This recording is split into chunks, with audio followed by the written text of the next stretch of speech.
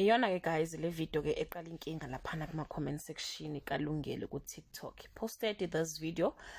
It's him and his girlfriend, and ke abantu started questioning salvation yakhe ukuthi hayibo we gospel singer usakholwa yini, and he responded, Anikuze lesalikazi siphume indabeni zami. Nangumagogo nobubi. Anikuze lo mubiza lo lesalikazi simbi siphume.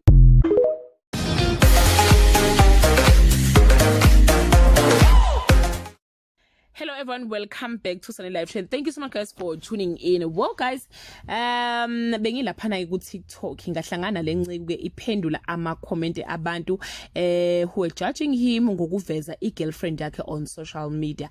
Guys, ka TikTok ziyabuya, abanye bayabhula, abanye bayahlola, abanye bayathandaza, abanye bayadansa, abanye bayasina, abanye bayathukana. It's just a lot guys. So igama lika Bhuti ke uLungelo Hlongwane, he's a Gospel Artist waduma kakhulu ngengoma yakhe ethi ke ungithathe down ngingelutho, which is currently sitting on 4.2 million views on YouTube. He was also featured with Joy Celebration ngengoma ethi akasoze amshiya onguwakhe.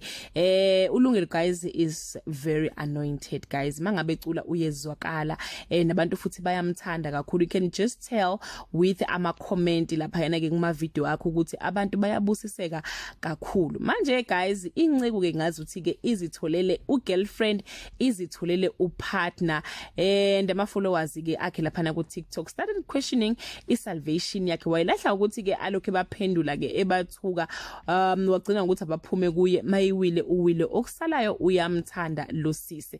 Bekunomunye nje guys usisi belokhe emtinyeli njalo lokhe ebuye emtshela ukuthi hey wena umbhedo lona ka babe udlisiwe mfana, cela umfundisi okhonza if ukhonza akuphalazise ngoba umfazi uyakhulekelwa hayi umadakwana. Mhlambe ufuna ukuthi akukhulekise, yazi hayi ukuthi akuphalazise, but yawusho nje ukuthi akuphalazise. Waphinde futhi wabuye wathi igospel iyahlonishwa phela, noziphoze inkosi baze ngoba sebeshadile, ngoba igospel uthi uyicula ube uyiphila nimfundise phela. So lo sisilo lokho ebuyile la lokho etinyela uLungelo kwagcina se responda kwathi hayi ningixole bafethu, you rather say ngiwile anginandaba nani nokukhona kwenu, I'm in love kabi kabi. Waphinda futhi wa responda wathi by the way, I'm not going to apologize for answering you back and ngibe rude. I love my girl, and if you say something negative about her I will come for you. Wabuya futhi lo sisi wathi lona nje sizidakelwa naye umehluko ukuthi yena uyabhema. Wabuya uLungelo wa responda, she's beautiful than you wena magogo, and she's smart, she's everything to me wena magogo nobubi. So guys, belokho baphendula ke, lokho baphendula, and the moment lokho uphendula abantu kanjena is the moment like ubabiza futhi ukuthi bazo comment, like usuke nje uyifakela nje amehlo noma uyidonsela amehlo.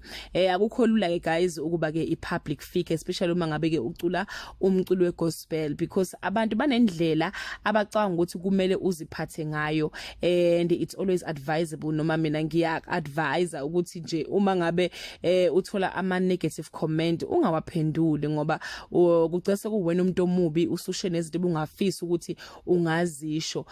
Futhi kakhulu guys abantu ke begospel basebenza ngabantu, and mangabe mhlambe kukhona ama event awenzayo kufanele kube ukuthi uinvite abantu, so the moment igama lakho ngcola it will be difficult for you ukuthi wenzeke umsebenzi wakho ophila ngawo. So I would just advise uLungelo ukuthi ama comment kanjena asikho isidingo sokuthi waphendule, rather nje uwafunde or ublock umuntu if ubona ukuthi ngathi ukunika inkinga.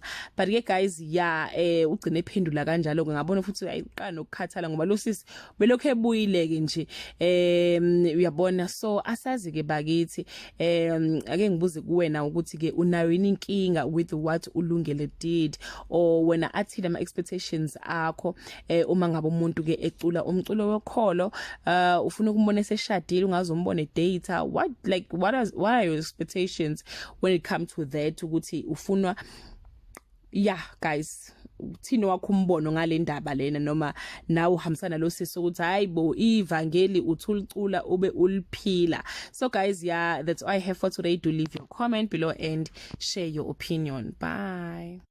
Hello everyone.